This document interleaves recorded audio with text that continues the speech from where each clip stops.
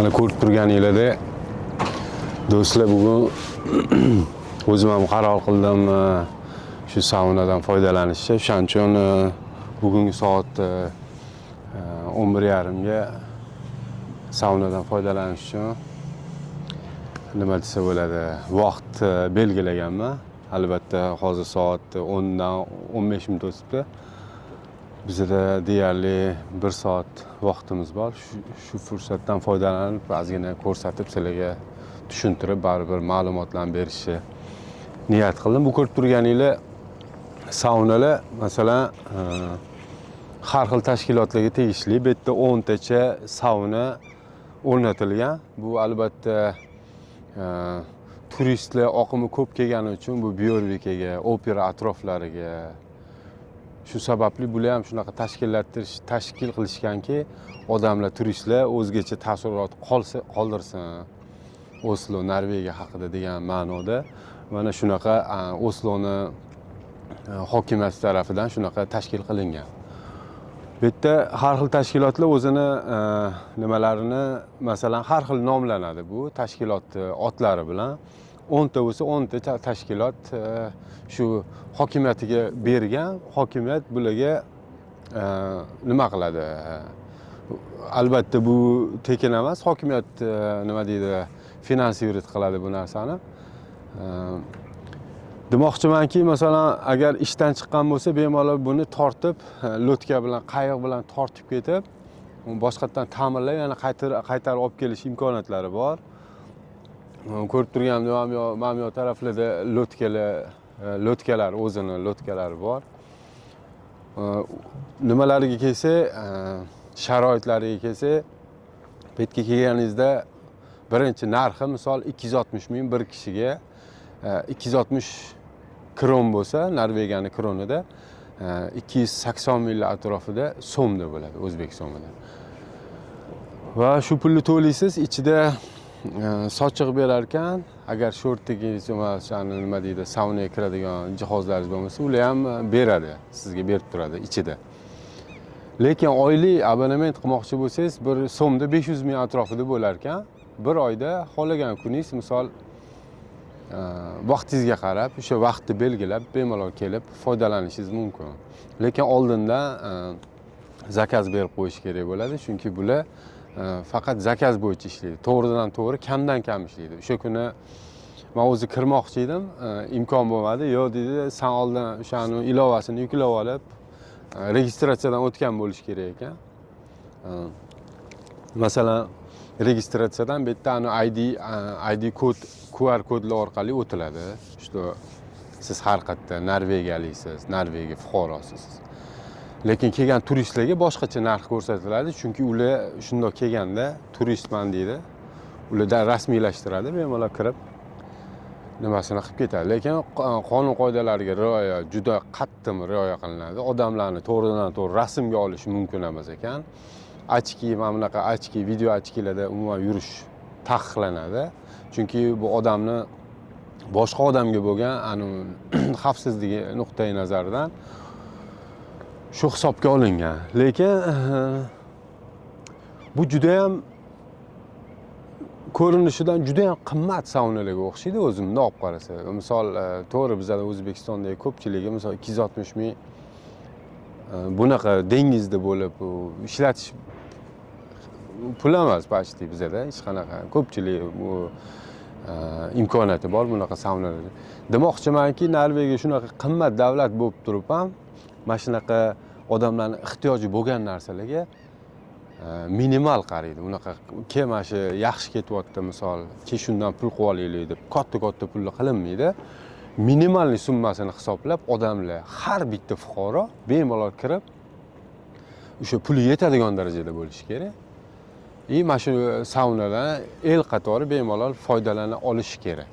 Shuni hisoblab nazarda tutilgan bu. Chunki bu bitta narsa qilishdan oldin hokimiyatni, kelgan ommani rozi yoki noroziliklaridan mana shunaqa nima desa bo'ladi, muhokamaga qo'yilib, keyin tashkil qilinadi. O'zingizdan o'zingiz misol lotkada sauna qo'ymabdi, pul qila olmaysiz, chunki bunga ko'p joydan ruxsat kerak. ular sizni xavfsizlik, o'sha olib kelgan saunangiz xavfsizligiga javob beradimi? Nogironlar ham foydalana oladimi?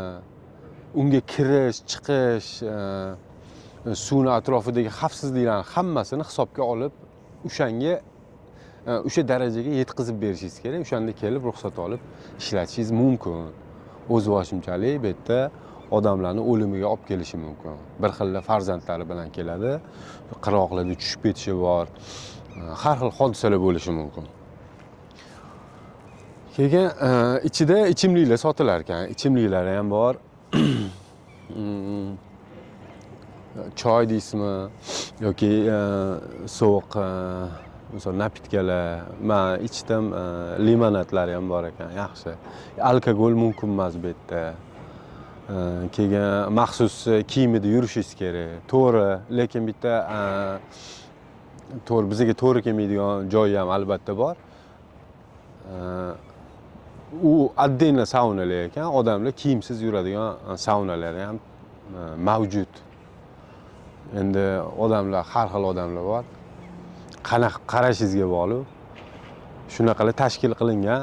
Xullas deyarli hammaga to'g'ri keladigan nimani qilib qo'ygan bular. Endi qanchalik to'g'ri, noto'g'ri endi o'zingizlar fikr. Endi bizning mentalitetga bunaqa narsalar to'g'ri kelmaydi. Bizning mentalitetda doimo bir-birlariga hurmat, nima desa bo'ladi, ayollarga, erkaklarga hurmat yuzasidan juda ham ehtiyotkormiz. Asosan erkaklar отдельно, ayollar отдельно yuramiz. Bu juda ham yaxshi mentalitet.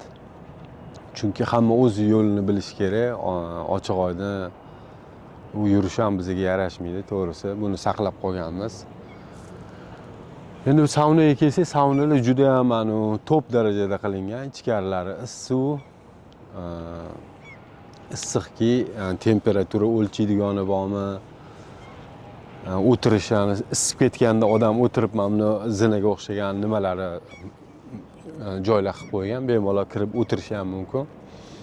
Muzdek joylari yoki dushi, yax suvi, yax solingan suvlar ham bor ekan. Suv agar yuragida o'ti bor bolalar bo'lsa, ana shunday chiqib muzdek suvga o'tirib oladi. Yoki dengizga sakraysiz, maza qilasiz. O'ylaymanki,